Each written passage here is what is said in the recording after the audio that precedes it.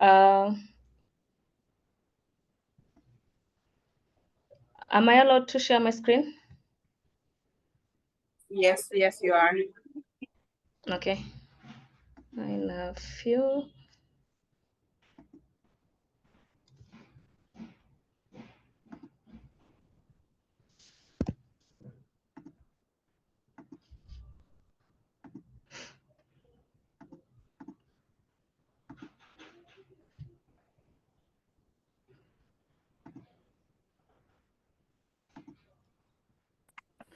So before I begin, please confirm you can see my screen and that I'm audible enough. Yes, we can see that the screen is being shared. We can see what is on the screen and you're loud enough. Okay, thank you. So a little bit about myself. My name is Tracey Onim, as mentioned earlier. I'm a software developer, programming mostly with Elixir. I also write Elixir-related blogs, and you can find my blogs at AppSignal, Medium, and Elixir School. So when I'm not doing techie stuff, I like bike riding. On Twitter, you can find me at Pendo Tracy, and at LinkedIn, you can find me at Tracey Onim. Okay, sorry for that. Okay, so we can begin. So uh, I I don't want to assume, but I'm pretty sure most of the developers here have at one point interacted or integrated an API to their application.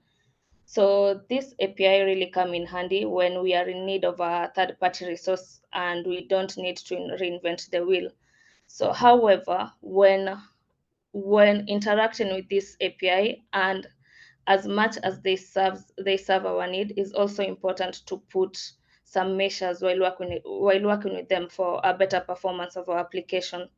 So that said, I would like to welcome you to my talk today on handling requests to external APIs efficiently with Elixir. So on this talk, we shall focus on the following. The first thing we shall look is what is an API.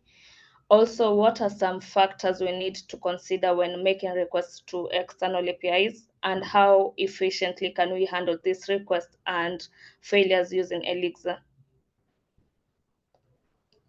So what is an API? We can look at an API like a contract.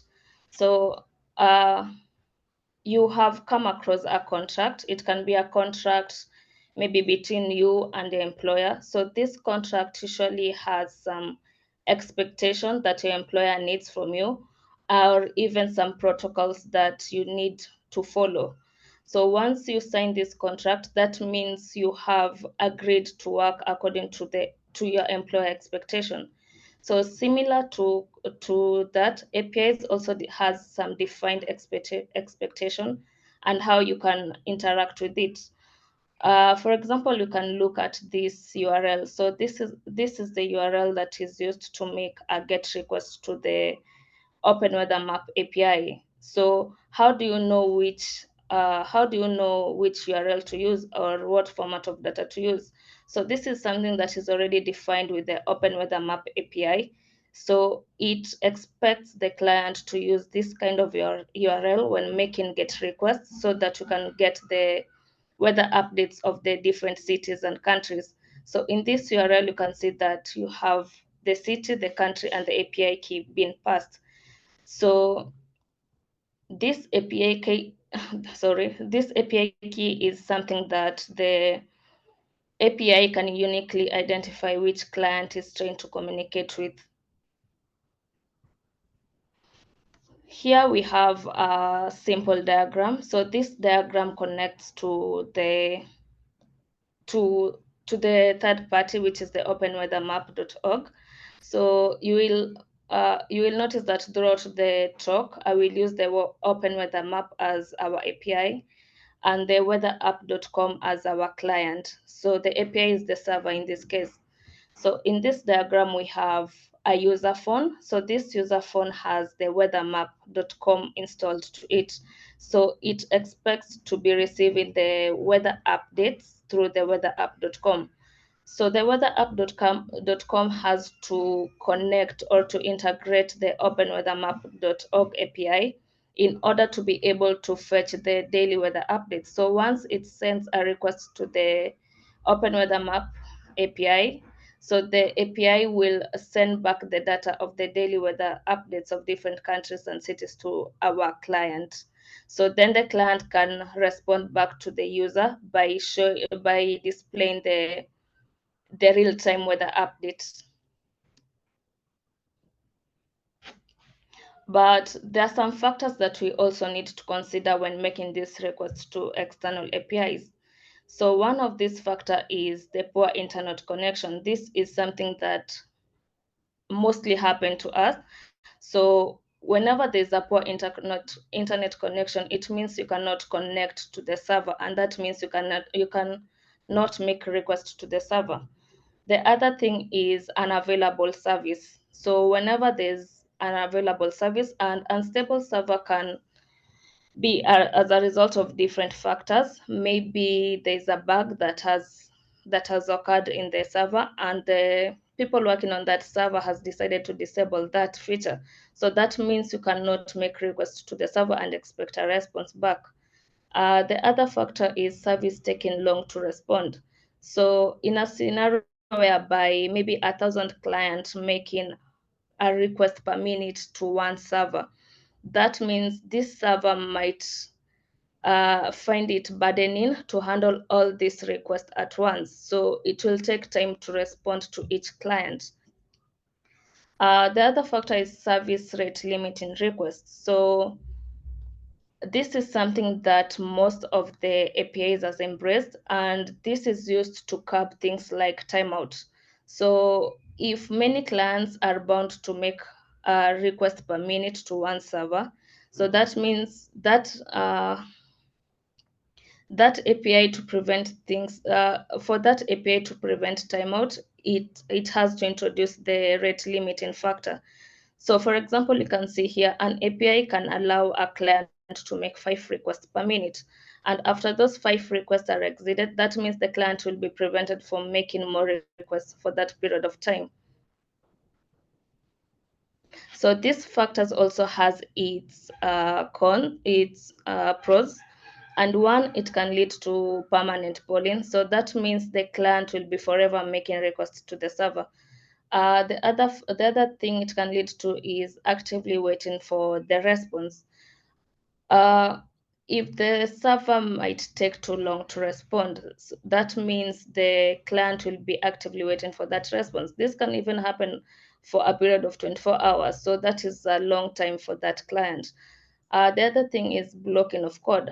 If you're actively waiting for the response, if you're actively waiting for the response in order to execute the next process, that means you'll be blocking another process from taking place because we haven't yet received a response from the server. So all these factors has its repercussion, and it can bring more expense to your application. Uh, so this expense can be brought about in a situation whereby you more memory consumptions. There'll be more memory consumption within your application, and this can lead to slow performance. Also, there's a situation for API rate minutes depleting faster. So if you are subscribed to this API for maybe monthly subscription, that means your rate will be depleting faster, and that is more expense and more money being spent. The other repercussion is that there will be no real-time updates. So if a user depends on your application to be providing the daily weather updates, and you cannot these weather updates are not for that real time are not real time, that means your application cannot be reliable to that user.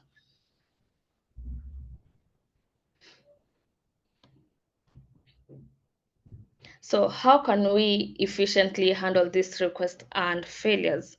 So in here, I will introduce what is exponential backoff and also demonstrate a simple example with Elixir. So before we go to the next chapter, I would like to explain what is exponential backoff. And exponential backoff, I want to relate it to a real-time event. in a situation whereby you are working on something, maybe a feature or a bug, but this bug is very hard to crack at that time.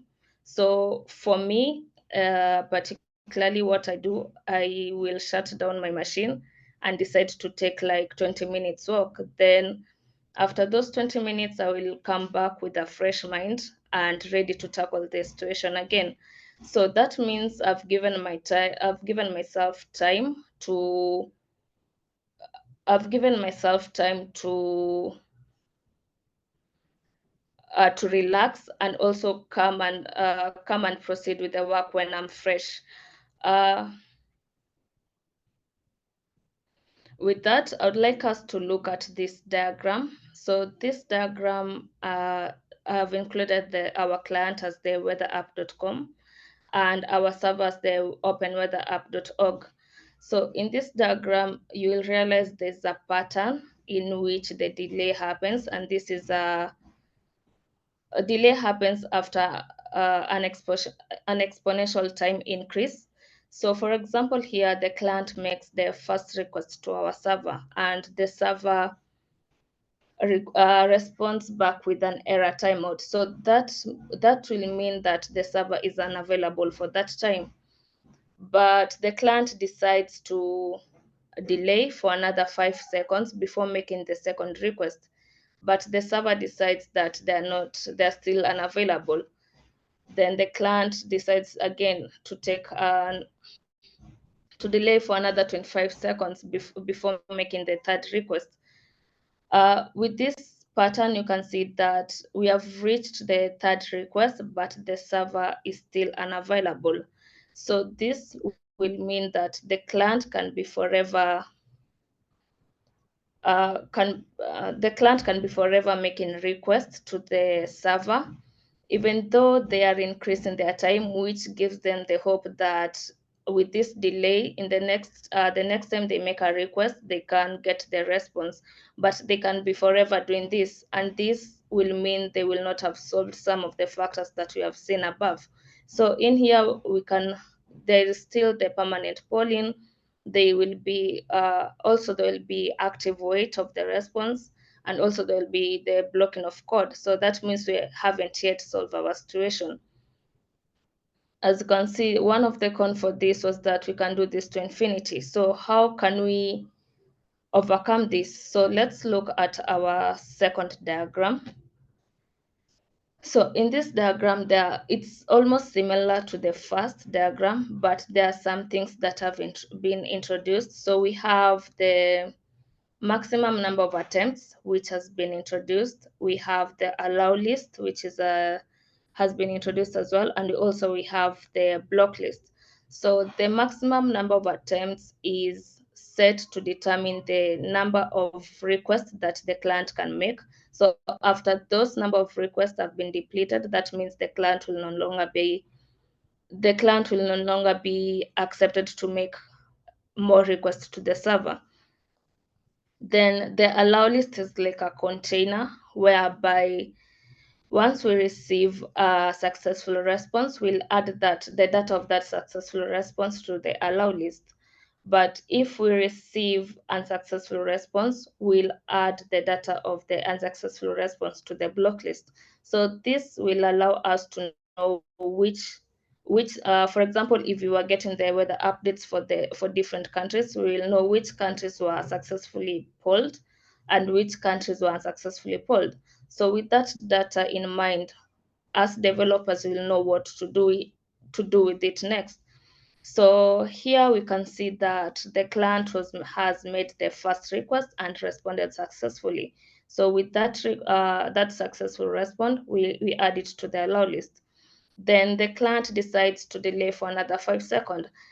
In here, you can see there's a delay of 5 seconds. Not that the server responded with an error, then we decided to delay, but delaying here will enable the client to overcome a situation whereby maybe the server has a service rate limiting factor.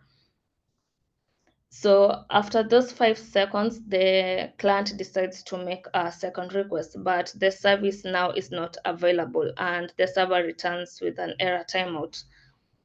Then the client decides to delay for another 25 seconds to make a third request, and the server responds with an error timeout again.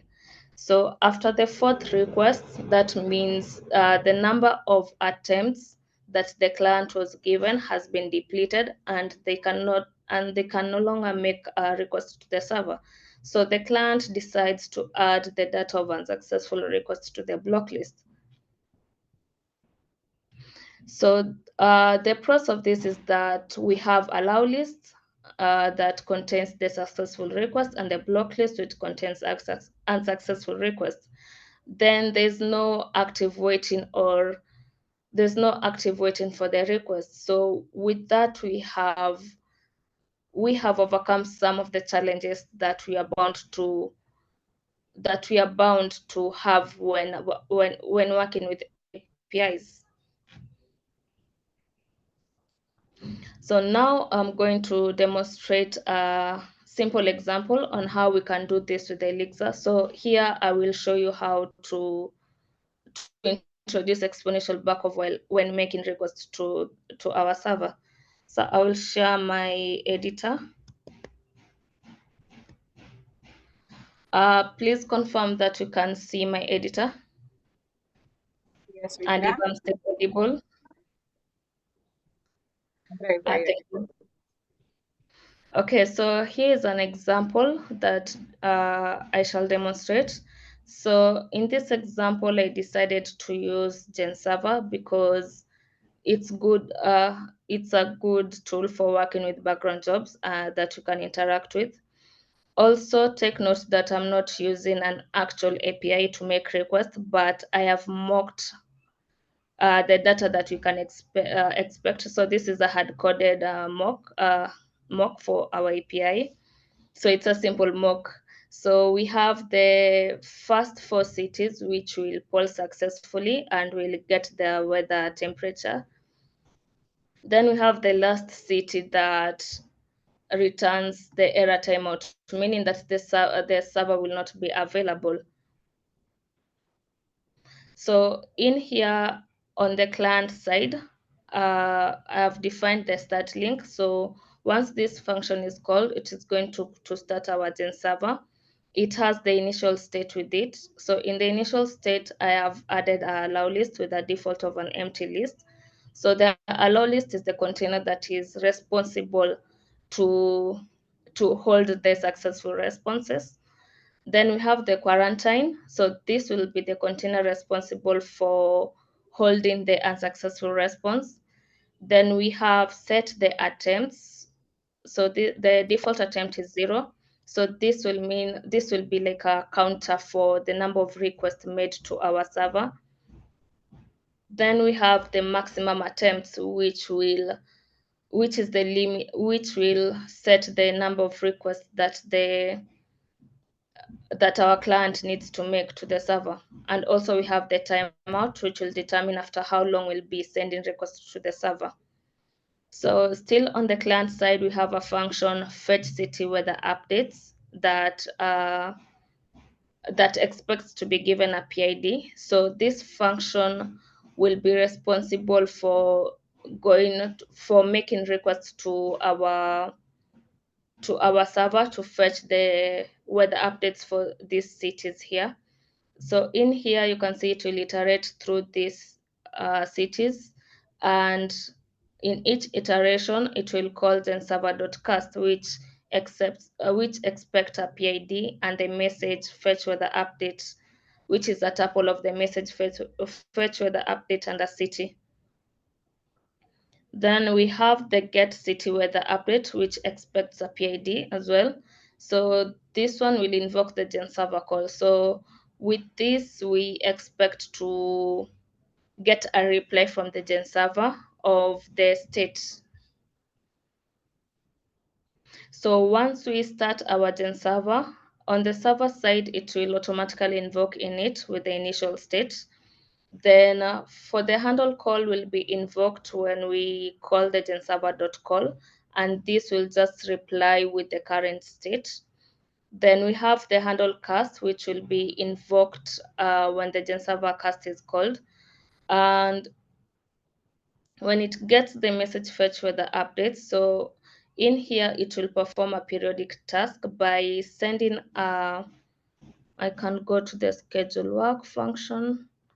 So in here, so we have called process send after, so that means it will send a message to the Gen server process after the after the given timeout.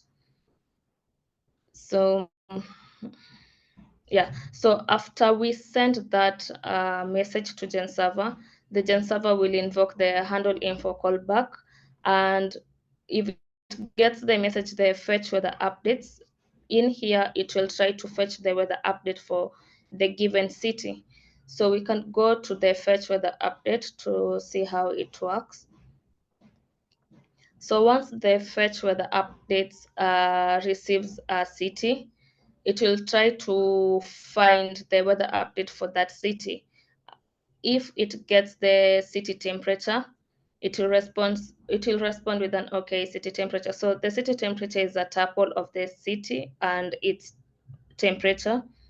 Then if it gets an error timeout in between, so remember I had mentioned that Nakuru will be the one demonstrating the server timeout thing.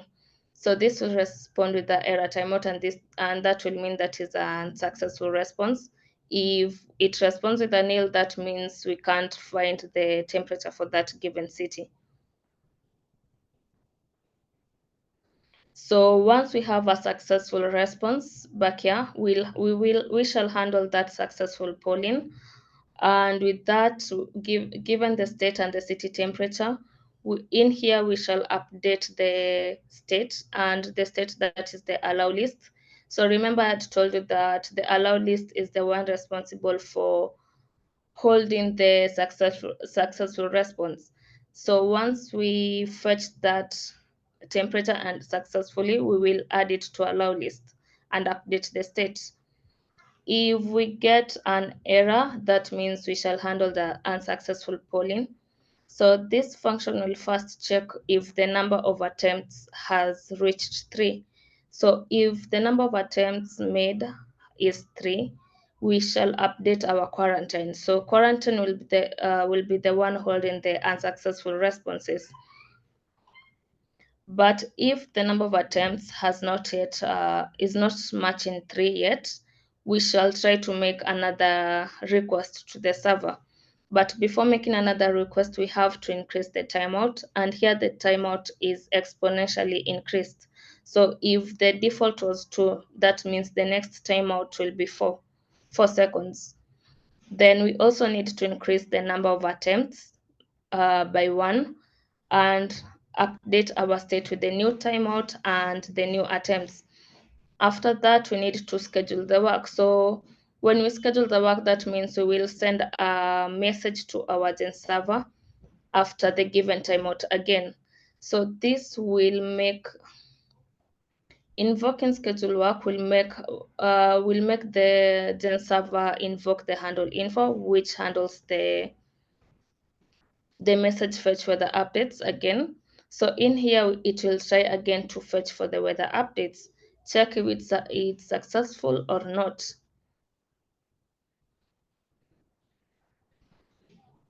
So with that said, I can now demonstrate this on IEX. So I shall start my Gen server, but first I need to start my interactive shell. So for me to start my Gen server, I need to alias the weather worker.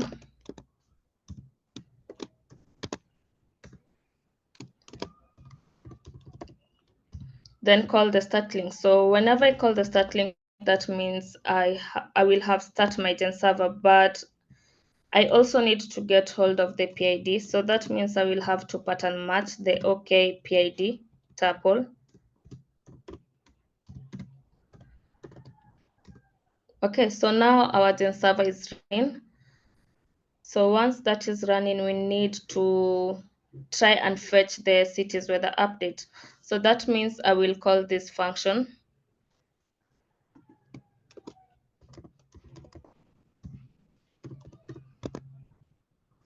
and give it the PID of that process.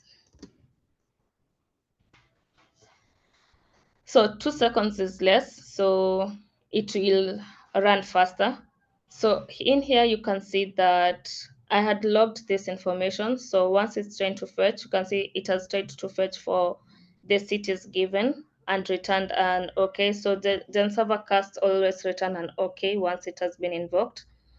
Then you can see here it's logging an information, retrying to fetch for Nakuru. So remember, the Nakuru, I had mock it to demonstrate that the server will be down or not available. So it has made 3 attempts trying to fetch for the weather update for Nakuru. Then when the number of attempts had reached 3, it has logged the error that unable to fetch for Nakuru. So what kind of information are you expecting from this? Now we can call our get cities weather updates and see how our state has been updated.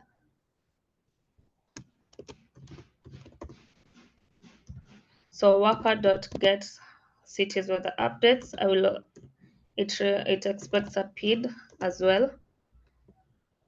So you can see the new state. So the new state has an allow list, which has the cities which were successfully polled. It also shows the information of the total number of attempts made. And remember, we told it once the number of attempts made has reached 3, don't make more requests. And also it shows you the city that was unsuccessfully polled, which has been quarantined. So this shows us that with this kind of data, as a developer, you can know what to do with it or how to handle it. And you can see that you have overcome so many, you have overcome. So after this, now I've come to the end of my presentation, and now I expect questions from you.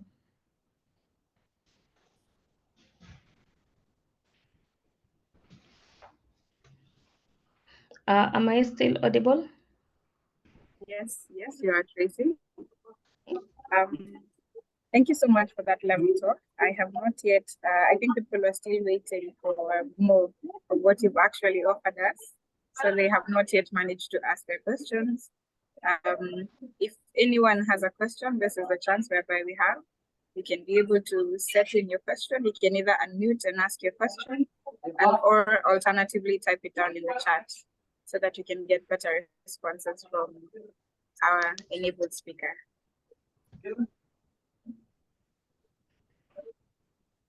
Andrew says, thank you so much for the presentation. It's open now, so if anyone has a question, you might as well as just unmute. Sorry about the noise. Hello, Tracey. Hello. So I have a question. For the API, is it always a must for us to use Gen server, or can you just use a normal function or a behavior, or at least? No, it's not a must for you to use Gen server. So I had used Gen server for demonstration purpose here. And also for you to know which tool to use depends with the needs of your application.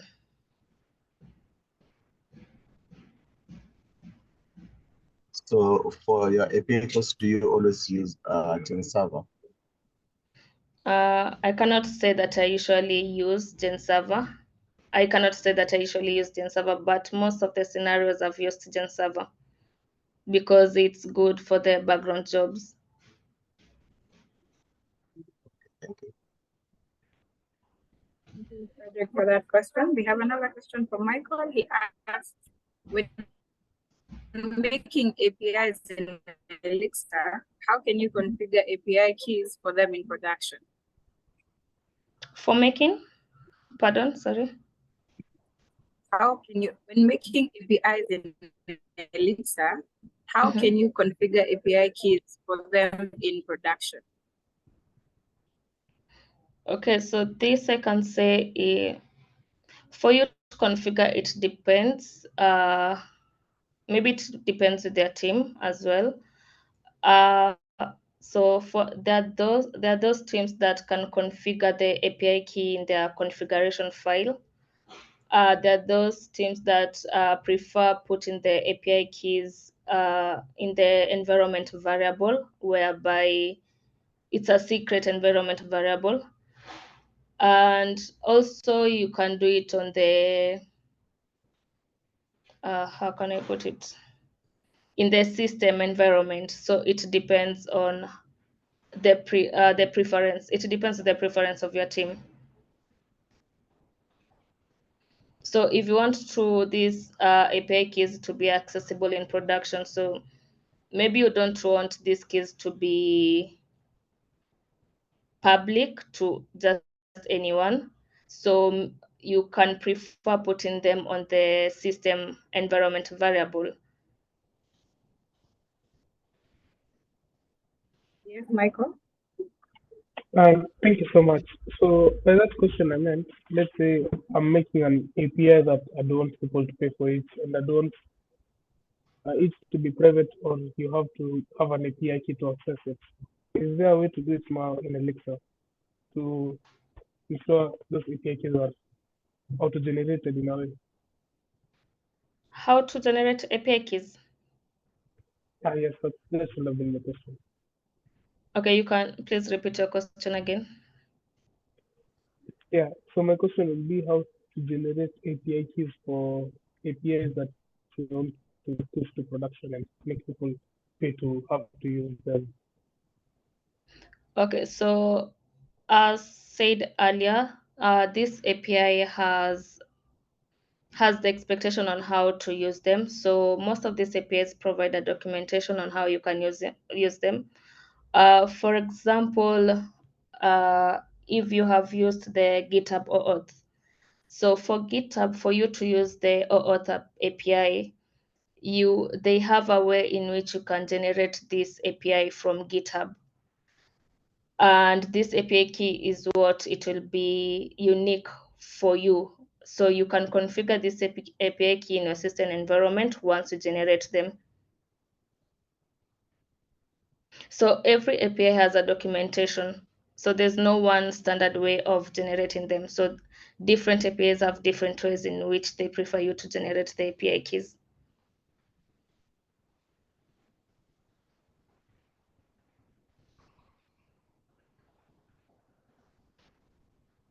Great. If I do not want to close anybody else out. We have another question from Andrew. He asks, do you have a way to release an item from quarantine after a certain time or so? Yeah, so with that data that I have shown you, so that means you who's working on that feature, you have to decide what to do with that data. Maybe you want maybe you want to have a cron job that runs after maybe even 1 hour, 2 hours. So it depends with the need of the application. So maybe in this cron job, you want to start the background job again of fetching the weather updates. So maybe you can decide that you will check for the for example, here I had quarantine Nakuru as the city. So maybe you want to check the cities that are in the quarantine list so that you can try to fetch their weather updates. So it depends on how you will use that information that you get back after making the request.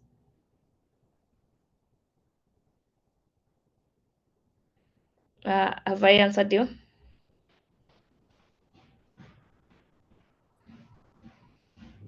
Yes, thank you. Welcome. I have a comment from Mr. Masha. He lets us know that he thanks you so much for the presentation. And if I am not closing anybody else out, I'd really love to thank you for joining us for this call today. Also thank the speaker, Tracey, for being an essential part and a very prominent speaker at this particular August webinar. So she's managed to help us keep the webinar series a success. We thank you for your time. Thank you for everything. Tracey, if you have the last words. Thank you for having me here. And also, if you have ever interacted with APIs, you can give me a thumbs up. And also, you can reach me out on my social media handles and tell me some of the challenges that you have faced with these APIs and how you have overcome them. So thank you once again for being here. We are grateful. We are grateful. Hoping to see you in the next one. In September, we have an even more, an equally great speaker who's going to be sharing so much with us. So be sure to keep to stay in touch with us, and we'll be updating you much longer about it. Thank you. Do have a lovely rest of the day. Bye-bye. Bye-bye. Thank you.